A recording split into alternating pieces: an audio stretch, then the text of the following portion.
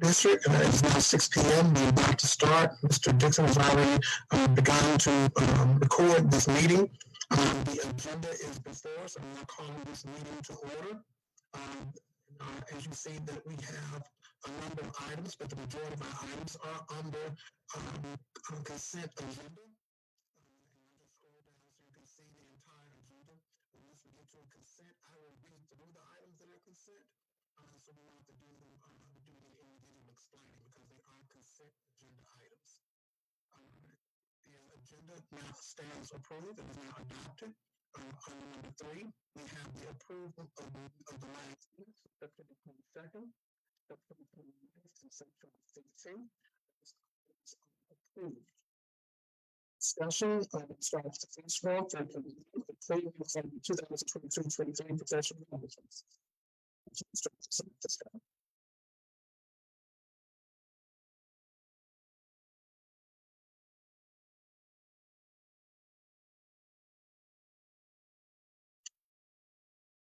Wilson, are you there?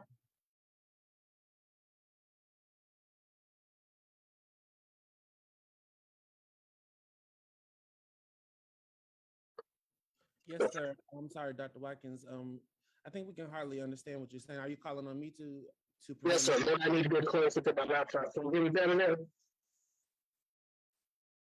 Yes, sir. Okay, go ahead. Okay, yes, sir. So good evening, Dr. Watkins and everyone else who has assembled today. I am asking for approval for our 2022-2023 professional development plan. And this plan, the purpose of a professional development plan, obviously, is to increase the skill set and capacity of our educators within our school district. That will be inclusive of our teachers, assistant teachers, counselors, principals, assistant principals, district leadership, and anybody else that engages with students or interacts with any entity in our school district.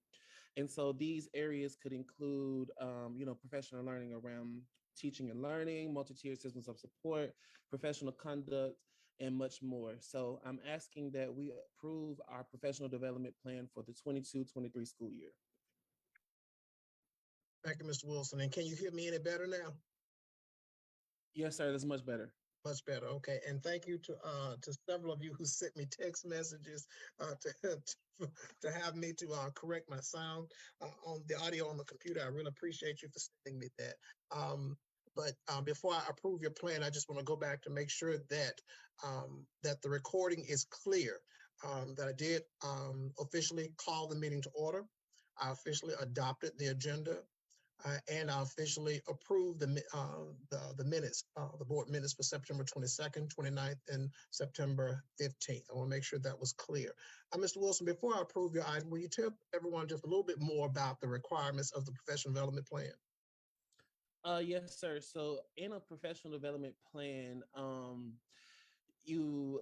so I can talk a little bit about best practice. So best practice will be inclusive of identifying what times or frequency of times you would want to engage in professional learning, whether at the district level, which would, include multiple schools or all schools, or school level. So for instance, certain things that would be in a professional development plan may be a school's PLC schedule or their faculty meeting schedule or their leadership team meeting schedule, or even the district leadership team meeting schedule, when we would have multi-tiered systems of support, training, and more. Also, in a professional development plan, you want to identify your specific goals. What are you attempting to achieve? So what teaching and learning goals are you attempting to achieve? What other types of goals you want to achieve, and what specific strategies are you aiming to mobilize in order to achieve those goals? And then the specific professional learning series would develop around those goals. And I understand as well, yesterday and today, you've been in a training with the Mississippi Department of Education and the shifting that's occurring around the professional development standards. Is that correct? Yes, sir. Okay. And for everyone's understanding, this is a requirement by the Mississippi Department of Education that our professional development plan is annually approved. And that is why it is on the agenda for tonight. And that item is approved. I'll now call Mr. Giles. Mr. Giles, I'll yield to you to explain the change orders for JH and H. Thank you, Dr. Watkins. In item 4.2, we're asking approval of change orders 13, 14, and 15. These change orders are associated with the construction project going on at McCoy Elementary. They were recommended to us by the contractor, Mid-State Construction.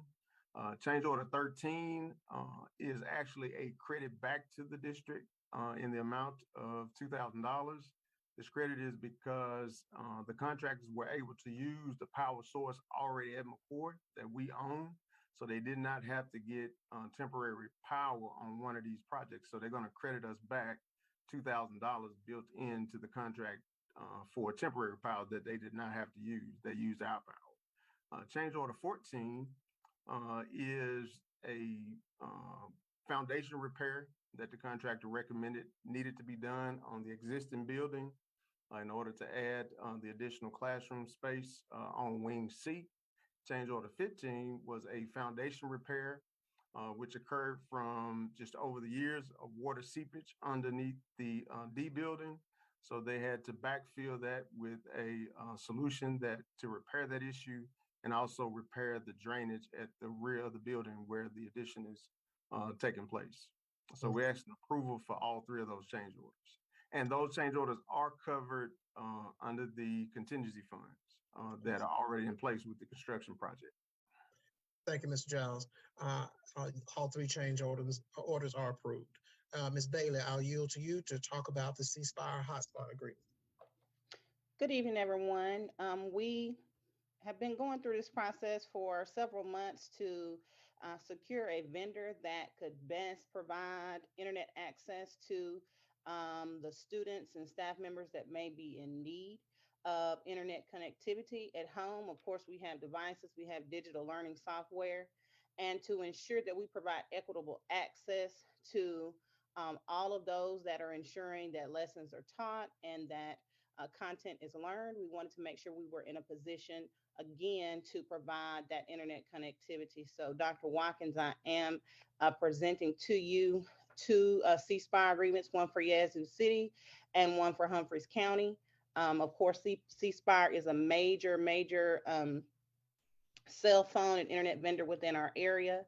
And based upon our needs and access to the devices, C Spire was our best option for this contract. So I'm seeking your approval for both agreements, Dr. Watkins. Thank you, Ms. Bailey. Both agreements are approved. And number 5 is the consent agenda, and I'll just read through these. 5.1, approval for the Entergy lease lighting agreement. 5.2, request for fixed assets to declare surplus or junk and removed from fixed assets records. 5.3, approval of employments, resignations, and salaries for the 2022-2023 school year. Approval of job descriptions. You see them listed there: federal programs bookkeeper, fixed asset clerk, and account receivable, fixed asset clerk. And then 5.5, approval to apply for CTE licenses and 1-year veteran license. 5.6, approval of online policy, a service contractual terms agreement for Harpers County. And 5.7, approval of the online policy service contractual terms of agreement for Yazoo City. 5.8, approval of human capital and talent management data. And 5.9, approval approval to apply for the Blue Cross Blue Shield of Mississippi Foundation Garden Grant, and that is for the Humphreys County High School in the Humphreys County School District. 5.10, approval of Humphreys Senior Beta Fundraiser. 5.11, approval to ratify applying for a Laura Bush grant and accept the $5,000 donation, and that's for OM McNair on the Humphreys County side. 5.12, approval to partner with Jackson State University's Youth Occupant Education Program. And Mr. Wilson, which school is that? Is that Humphreys County High? Yes, sir. Okay, Thank you. 5.13, approval to ratify the MASD executive leadership team to travel to Atlanta, Georgia for the outcomes-based convening conference. And for those of you who are looking at that, that is not the entire team. That is Ms. Bailey, Ms. Upshaw, and I. And we're actually in Atlanta in a meeting on outcomes-based contracting, learning how to tie outcomes to the vendors with which we're working to ensure that we are investing the public's money well and getting the outcomes that we expect. Okay, 5.14 it will be is listed as approval of expulsions, but there's nothing listed under there. 5.15 approval of 16 section contractual agreement between MASD, Humphreys County, and Chad Toney. 5.16 approval of 16 section contractual agreement between MASD, Humphreys County, and John Kevin McGee. 5.17 approval of 16 section contractual agreement between MASD, Humphreys County, and Billy Dewitt Jr. 5.18 approval of the 16 section contractual agreement between MASD, Humphreys County, and Brookie Dewitt. 5.19 approval of the 16 section contractual agreement between MASD, Humphreys County, and Charles Russell. 5.20 approval of the claims docket for October 20th, 2022. 5.20.1 Humphreys County Region claims 178960 to 179291, totaling $676,381.20. 5.20.2 Yazoo City Region claims 57432 to 57683, totaling $1,670,437.57. All right, and then we have, that was all of the consent agenda, and those stand approved. We're now under the approval of the financial reports, and I'll yield to Ms. Upshaw. Good evening, Dr. Watkins. Tonight we ask for approval of the financial reports for both Yazoo City Region and the Humphreys County Region for the month ended September 30th, 2022. All right, Ms. Upshaw, just take a moment to explain to the public the importance of these financial reports and what these reports actually can convey to them. Okay, these reports actually convey the financial position of the district at the end of each month. So it's important that we present these reports to the board and to the community to let them know where we are financially, where we stand financially. As you see the claims docket that was presented, and you see all that big amount. If we don't reconcile bank statements, we don't know where we are financially, then we can't approve those claims and be assured that we have the money to pay them. But we have the statement of bank reconciliations. Like I said, lets us know that we've reconciled those bank statements and they agree with our book balances, statement of fund balances that let you know what our fund balances are for each fund that's located in our system. And then we have a budget status report that tells where we are as far as our budget is concerned. Budget consists of revenues and expenditures. It lets us know how much of our revenue budget that we've gotten so far, and lets us know how much of our expenditures that we anticipated spending, how much has been spent as far as September 30th, 2022. And so that's the importance of us presenting these reports, so you'll know where we are financially at the end of each month.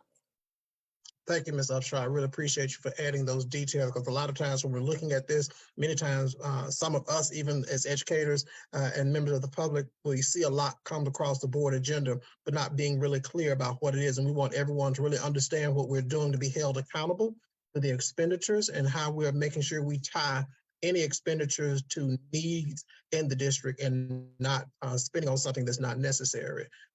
Just as a point of information, we've done a lot of spending around repairs across both districts to ensure that we are up to code on fire codes, that we are addressing needs in classrooms, we're addressing needs on buses. A lot has been done, and so I really appreciate the work of operations. I appreciate Ms. Upshaw working with the other parts of the district to make sure that we have the funds to do that. But we also know that Ms. Upshaw, in her capacity as Chief Business Officer, has to ensure that we remain solvent. Is that the right word, Ms. Upshaw? That we want to make sure that we don't do so much spending that we don't have what we need to manage the district financially and not get called into question in any way about the solvency and the financial stability of the district. And so we really appreciate your leadership in this regard, Ms. Upshaw. As I say, keep us legal and keep us balanced, so that we can ensure that the community's funds are being spent well. And that concludes all the items. All of 6.1, approval of the financial report, 6.1 and 6.2, those items are approved. We're now at adjournment for the board meeting of the Mississippi Achievement School District for October 20th, 2022. Thank you everyone for being a part of our meeting tonight. The meeting is adjourned.